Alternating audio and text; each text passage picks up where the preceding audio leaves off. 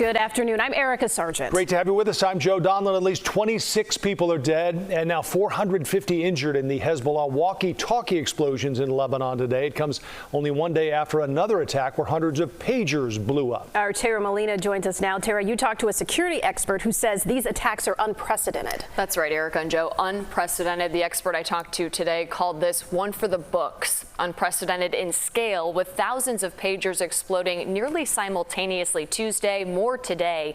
These deadly attacks sparking conversations across the globe. These videos from overseas, shared on social media, give us a look at the magnitude of each one of these explosions. As the death toll in the pager and device attacks climbs to at least 26, thousands injured, including civilians, at least one child. Now dozens of walkie-talkies exploding in Lebanon the day after thousands of pagers carried by the militant group Hezbollah exploded.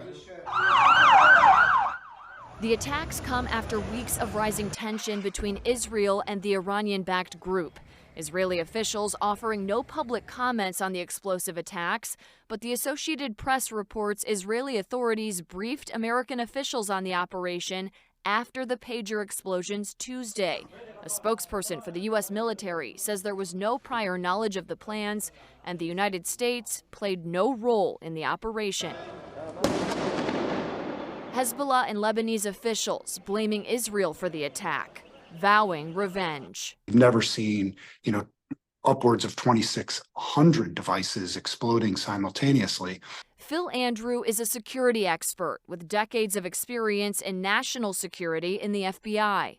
I don't think that American citizens should be worrying about their devices being used or having been compromised with explosives. He says there are checks in place to prevent the infiltration of the supply chain that allowed explosives to be placed into the devices we've seen explode for 2 days now. I think a lot goes into actually reviewing the supply chain and of what devices, what equipment the U.S. intelligence, U.S. military, and U.S. government use. And we sometimes see this about chip makers or cyber protections. We see this talked about and the importance of having the domestic capability of making chips, because if those would be compromised in some ways, that it really could create all kinds of vulnerabilities.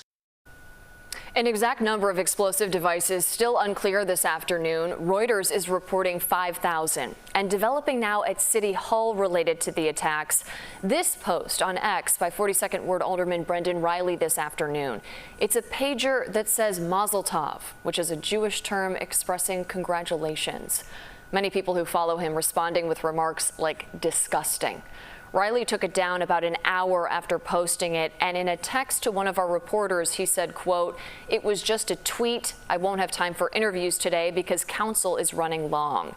We will continue to track this developing story and bring you the very latest. All right. Tara, thank you.